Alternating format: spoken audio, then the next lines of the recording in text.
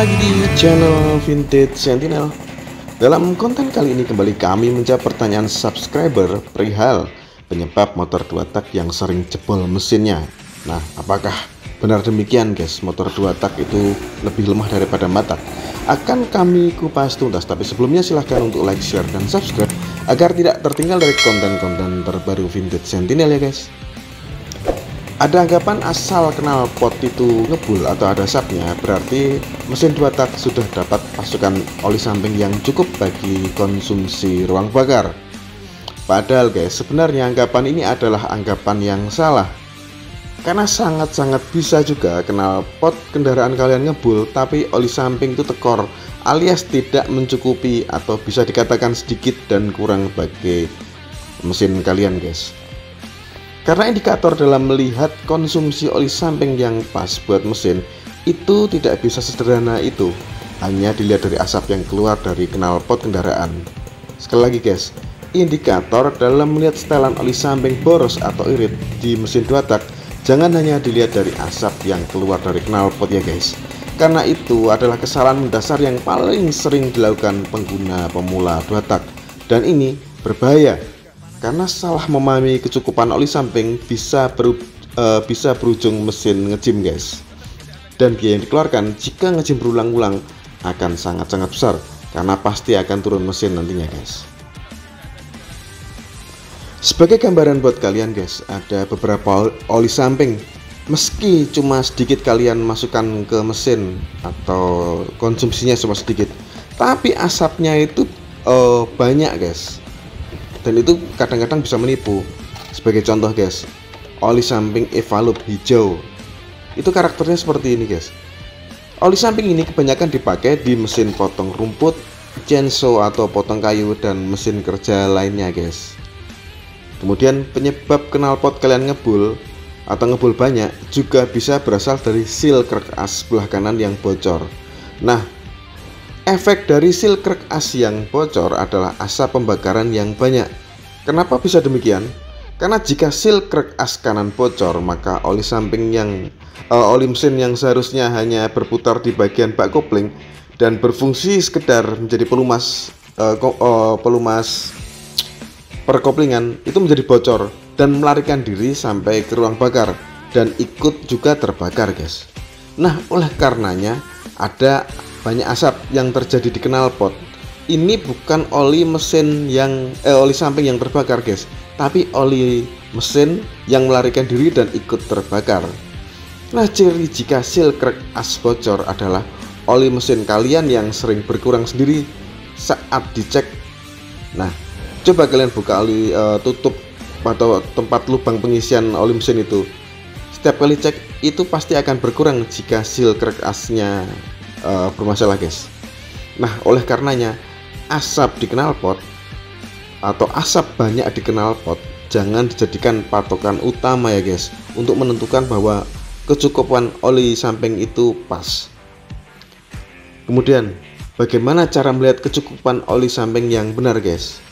Jika kondisi motor masih standar, bisa lihat dari selang oli samping yang mengarah ke karburator guys. Buka bagian penutup mesin atau leg shield kanan dan kirinya. Kemudian copot selang oli samping yang ada di karburator yang mengarah ke pompanya. Nah, kalian copot saja selang yang nempel di karburator tersebut guys. Jangan yang nempel di pompanya ya guys. Coba lihat waktu keluarnya oli samping, bisa dari jam tangan atau menggunakan HP juga bisa, terserah. Nah, posisi saat kalian cek tersebut adalah saat kondisi mesin stasioner, jangan digas-gas ya guys. Jadi posisi mesin dihidupkan stasioner tapi jangan di blayer-blayer. Dari posisi itu hitung per satu tetes oli sampingnya turun ada pada posisi tiap berapa detik guys. Nah, di mesin standar idealnya oli samping itu bakal menetes tiap 10 detik ketika stasioner guys. Tapi kalau saya pribadi guys itu lebih senang di 12 detik per satu tetesnya.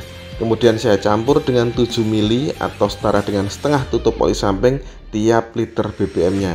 Hal ini agar jika sewaktu-waktu pompa oli samping tidak berjalan dengan sempurna, maka motor tidak langsung ngejim atau tidak langsung ngejim parah pastinya. karena ada bantuan oli samping di tangki guys. Dengan dicampur oli samping juga akan membantu tangki terhindar dari karat guys. Atau sebenarnya guys, meskipun agak merepotkan, mencampur oli samping secara tradisional lewat tangki dan oli samping langsung itu sebenarnya malah lebih bagus guys. Hal ini karena ada kepastian oli samping yang tercampur sesuai dengan yang dibutuhkan, dimana campurannya jika kalian langsung nyampur oli samping di tangki adalah 25 ml per 1 liter BBM atau setara dengan 2,5 tutup oli samping per 1 liternya, atau jika dilebihkan jadi 3 tutup malah lebih baik dan adem mesinnya guys.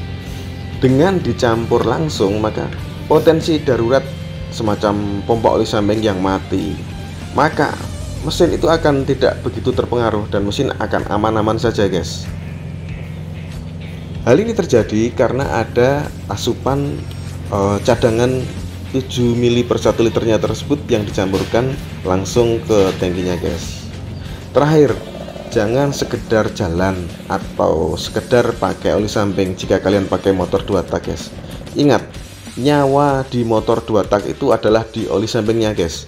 Pantangan di motor 2 tak itu adalah oli samping yang kurang, dan jangan pernah pakai oli samping yang kualitas jelek pokoknya guys.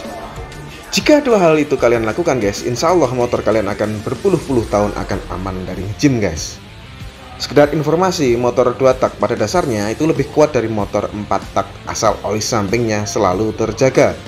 Motor 4 tak jika nge-gym satu kali saja pasti akan jebol dan turun mesin total, ganti piston dan kemungkinannya stang piston juga guys. Tapi di 2 tak mesin akan tahan nge-gym berkali-kali tanpa perlu turun mesin. Tapi ya speknya jangan dibiasakan terjadi guys. Caranya ya seperti telah jelaskan sebelumnya, yaitu oli samping yang selalu tersedia bagi kebutuhan mesin guys. Karena sekuat apapun 2 tak, kalau berkali-kali nge-gym tanpa penanganan, nge-gym terus, tetap kamu biarkan tanpa diganti oli samping, ditambah oli samping dan lain-lain, dan nge-gym berulang, ya akhirnya akan ambrol juga guys. Dan ini akan sangat berbiaya besar pastinya guys.